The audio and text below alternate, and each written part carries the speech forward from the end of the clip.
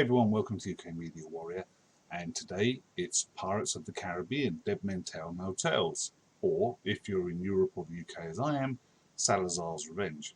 Take your pick. So this is the fifth in the Pirates of the Caribbean franchise, and the Pirates of the Caribbean franchise have got a bit of a bad reputation. Let's face it, the first one was definitely the best one. That's why I have the poster up on my wall here. Without doubt, it was unique. It gave a whole new flavour to pirate movies. Johnny Depp really brought his A game with Jack Sparrow, where you saw a cutthroat pirate who wouldn't think twice about killing you if it benefited him. Was sharp, he was suave, he was cunning like a fox. He could think his way out of situations. He could organise plans that worked. And he was excellent with his sword. Since then, Jack Sparrow has slowly fallen into a pantomime character. He's normally drunk most of the time, he staggers around and depends upon luck to get him into and out of situations, and it depends on his crew to get him out of situations, rather than his own skills and talent. So here we are, Pirates 5, Dead Men Tell No Tales, and if you've seen the rest of the Pirates franchise, you've pretty much seen this film. They haven't strayed very far from, the bag of tricks that they play in all of their pirate movies. You've got an undead crew chasing down Jack Sparrow. I mean, I think in every movie so far we've had that. And so no change here. We've got Javier Bardem, who plays Salazar, and he's fantastic. He chews the scenery better than any actor who plays a bad guy I've ever met. That guy is fantastic. He was great in Skyfall. Skyfall is Bond's villain in that one, and he's a fantastic actor, and he is fantastic in this film as a zombified Salazar chasing down Jack Sparrow. The rest of the crew are back. Jack's whole crew, they're still back. They're still hanging with him at the beginning of the movie, but then decide to dump him as his luck's run out. He hasn't really got a ship. Everything he tries never works out anymore, so they desert him. We haven't got Elizabeth Swann or Will Turner in this one, and except for a couple of scenes. You see Elizabeth at the very end of the movie, and you see Orlando Bloom still as the captain of the Dutchman at the very start of the movie, when his son Henry, 10 years old, basically tries to drown himself to get on board the Dutchman to speak to his dad and tell him about Poseidon's trident that would end the curse, every curse at sea, and would obviously save Will Turner. And then you see him again at the end. But pretty much they're the only two snippets you get of Orlando Bloom and Keira Knightley. So you're hanging on to Johnny Depp as Jack Sparrow here throughout the film because you've got these new characters in there. You do have Barbossa back. Jeffrey Rush comes back as Hector Barbossa.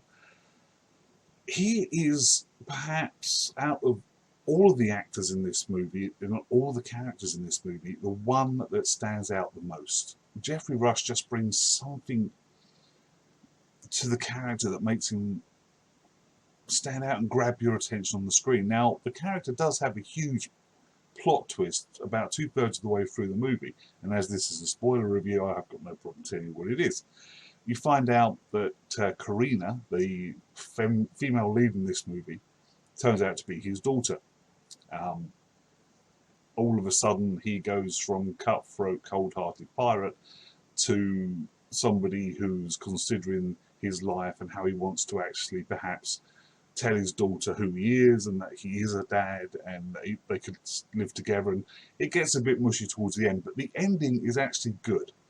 I will say that about this film. The last 10-15 minutes of this movie are very good. It ties up all of the loose ends. Everyone gets what they deserve out of this movie, this franchise of movies, and that's probably for the best because this could well be the last Pirates movie we see.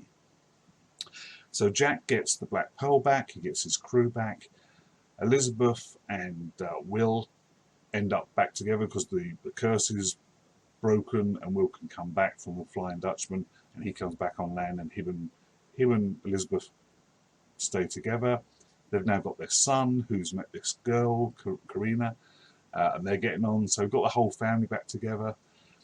So everyone it's a good ending. It's an upbeat ending, and that's cool. That is fantastic, and I did enjoy that. The bad guys get what they deserve, as with any Pirates movie. So this, it wasn't. It's been given. The critics have been pretty harsh with it, but it's got reason to be that. It's not an original movie, as I've said previously. It's just like all the other Pirates movies. They've just rehashed the same stories over and over again, injected a few different characters. I mean, the girl who plays Karina, Kaya, I'm going to murder her last name, but Kaya Scodelario, something like that. She is absolutely fantastic in this movie. She really is. So it's her and Jeffrey Rush are the two main actors who bring their A game to this. Johnny Depp is just staggering through it, phoning in as this typical Jack Sparrow. So you get nothing new out of that, which is unfortunate. The guy, Brenton Thwaites, who plays Henry Turner, the child of Will Turner. I've only seen him once before, and that was in Gods of Egypt, where he played the human male lead in that one. And he was pretty crap in that. He was actually terrible in that.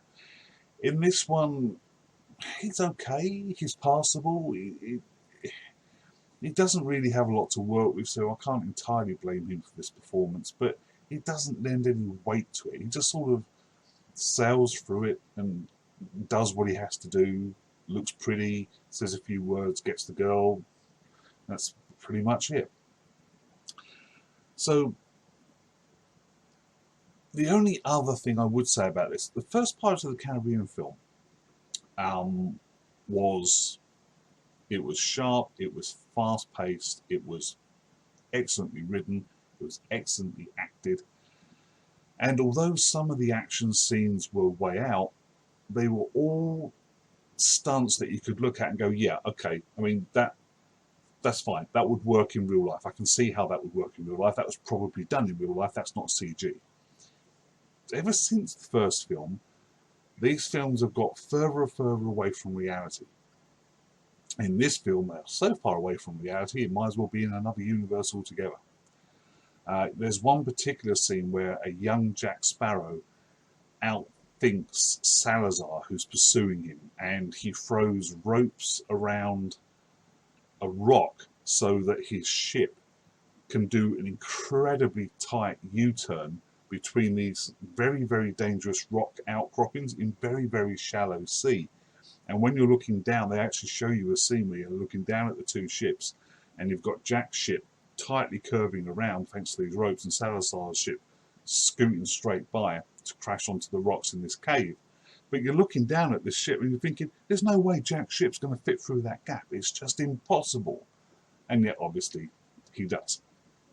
Another example would be the very start of the film, when you see Jack and his crew trying to perform this bank heist. And basically what they're trying to do is you've got this new safe in this bank, and it's just being opened to show the public what a great safe this is, how secure it is. They open the door, and inside is a load of gold and a load of money, and of course, yeah, Jack Sparrow is asleep inside the safe.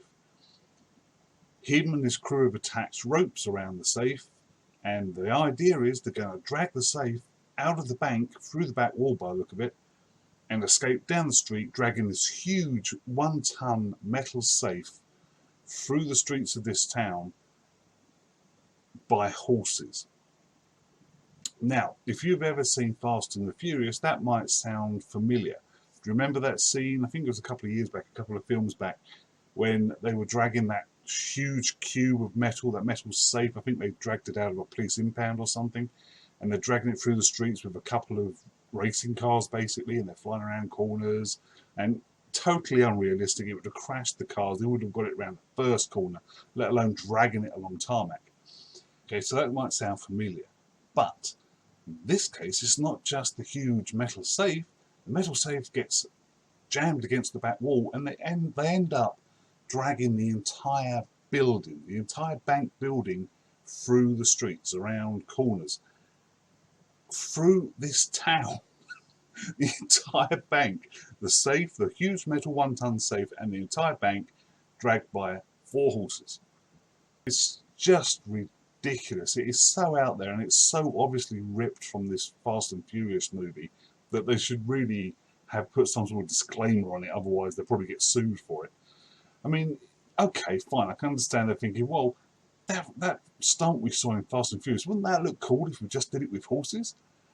Oh, yeah, but it would never work. The horses would never be able to get up to speed to pull a huge chunk of metal that big in the first place, and they certainly wouldn't be able to put it round corners. So I know it's a Pirates movie, I know it's way out there, and I know these things aren't supposed to be based in reality so much, but come on, give me a break, guys. So this film and some of the fight scenes are just even more way out than previous, if that is possible, but they are. So let's boil it down to a bottom line figure. It's a fun film. Okay, you're going to sit back, you're going to turn your brain off, you're going to watch it, you're going, oh, okay, yeah, it's going to make you smile every now and then, but it's not going to give you the tingle, the edge of excitement that you got from the first film. The music is back in all its pounding glory that it was in all the other films, and I've often imagined when I'm listening to this music that it's pounding out the screen at you and it's getting the hairs on the back of your neck standing up on end. I'm often wondering, when you're watching, if you could see the orchestra playing this music, because they must really get into it to deliver that sort of incredible crescendo of sound and fantastic tunes.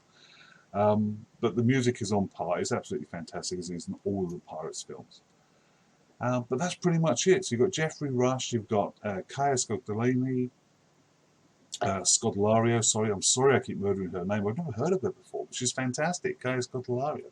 So you've got her, you've got Jeffrey Rush, the effects are fine, CG's okay, the music is incredible. But yeah, that's pretty much it. Other than that, in the rankings of pirate films, I think this one would probably come in at number 3.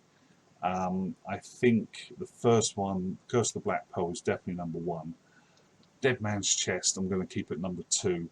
So this one, Salazar's Revenge, or Dead Men Tell No Tales, depending on where you are in the world, I'll put in at number 3. But that's pretty much about it. So yeah, go and see it. If you're a Pirates fan, you're probably going to love this film. It's a fun one. It's not the best one, but it's an okay film. Go and enjoy yourself. Have a great time. If you've liked this review, share on your Facebook and subscribe to my YouTube page. But until next time, you guys take care. I'll see you later.